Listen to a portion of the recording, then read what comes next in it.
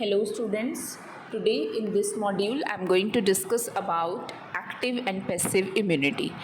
These two topics are the part of chapter Human Health and Diseases. So let's begin with. Now we already know the meanings of these terms like antigens and antibodies. Antibodies are the proteins which are formed by the B lymphocytes in response to the coming infectious agent which is there in the body, and antigens are present on the surface, are the surface proteins which are present on the surface of the microbe, the infectious microbe which has entered the body. Now as the host get exposed to the antigen, means as the host get exposed to any microorganism, maybe in the living form or dead microbe or other protein. Now whenever the antigen will enter into the body of the host, antibodies are produced in the host body. So whenever we will be exposed to any antigen, our body will produce the antibodies. Now this type of immunity in which antibodies are produced by the host itself, that is known as the active immunity. Now active immunity is a slow type of immunity and it takes time to give the full effective response because antibodies are produced slow, and to create the response that is higher enough to get rid of the microorganism, the process is very slow in case of the active immunity. Now suppose we take ready-made antibodies, okay, and they are directly injected into the body, okay, against any foreign agent, then that is known as the passive immunity. So there is a great difference between active immunity and passive immunity.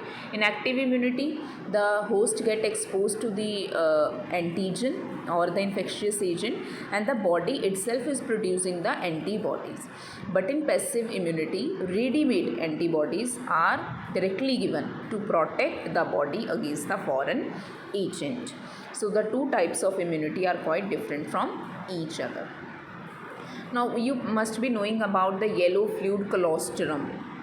The yellow fluid colostrum, which is secreted by the mother during the initial days of the lactation, has abundant antibodies IgA, that is immunoglobulin A. So the mother's milk in the few initial days of the lactation is having good amount of the IgA antibodies, and this antibody is used to protect the infant.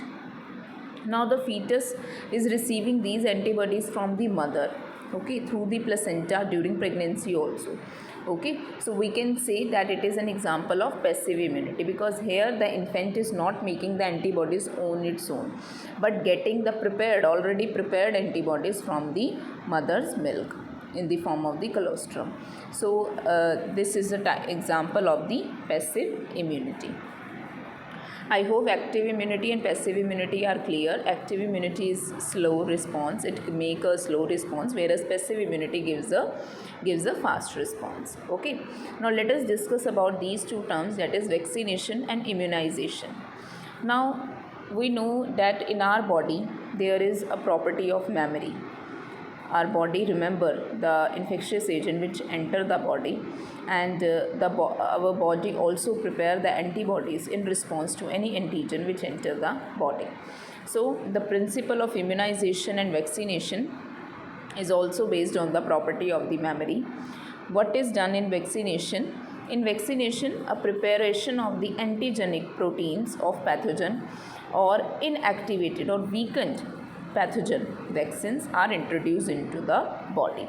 So basically already prepared antigenic proteins of the pathogen, okay, now these antigenic proteins of the pathogen are injected in the body of the person, okay, they are inactivated, okay, either antigens are added to the body of the host or inactivated and weak pathogen, okay, in the form of the vaccine are introduced into the body of the individual. Okay, now as the weakened or inactivated pathogen will enter into the body will produce a response and it will start producing the antibodies against the antigen to neutralize the pathogenic effect, of course. Okay, now these antibodies are produced in the body, and these antibodies will help to neutralize these pathogenic agent during actual infection. Okay, the vaccine also generate the B and T cells that recognize the pathogen quickly on subsequent exposure and overwhelm the invaders with the massive production of the antibodies. So basically, in case of the vaccinations, vaccine is given to a person and the vaccine is the weakened or inactivated pathogen only. Okay, and why it is injected into the body? So that our body will produces the B and T cells which have the memory of this pathogen, and the body have produced certain antibodies also, so that in future if the same pathogen in the active form, in the activated form, if this pathogen in the future attack the body of the organism, then the body already have made the B cells and the T cells which are having the memory and which are able to fight against that pathogenic agent. Okay, so in case of the vaccines, some memory is been added to the body, and this memory help us to fight against the infectious agent during actual infection. Okay.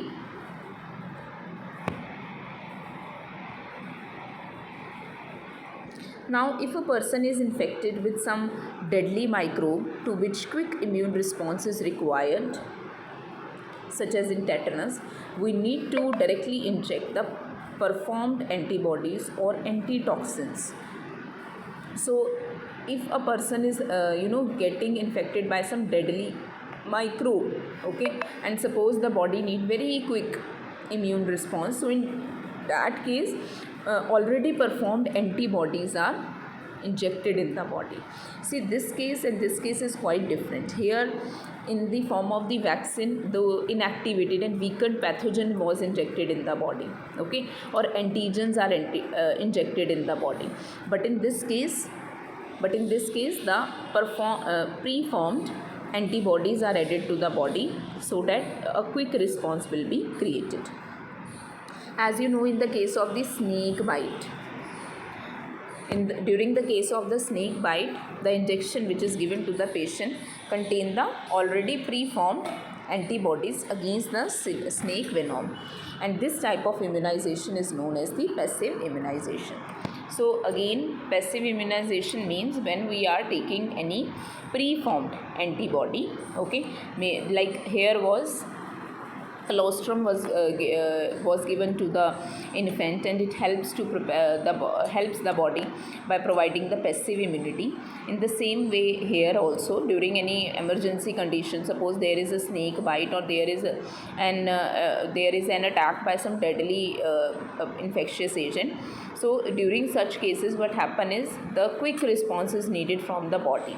So in this case, what happen is preformed antibodies are injected into the body and they give a quick response. Okay. Now, recombinant DNA technology has allowed the production of the antigenic polypeptides of the pathogen in yeast and bacteria.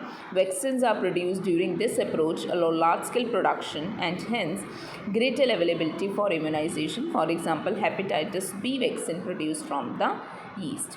So for the production of the vaccines, now we have the technology so that we can increase the production of the organisms which are producing these antigenic polypeptides. Okay, so for the production of these antigenic polypeptides, okay, in yeast and bacteria, we have the RDT, that is recombinant DNA technologies, and these technologies help us in the large scale production of the vaccines for the immunization purpose.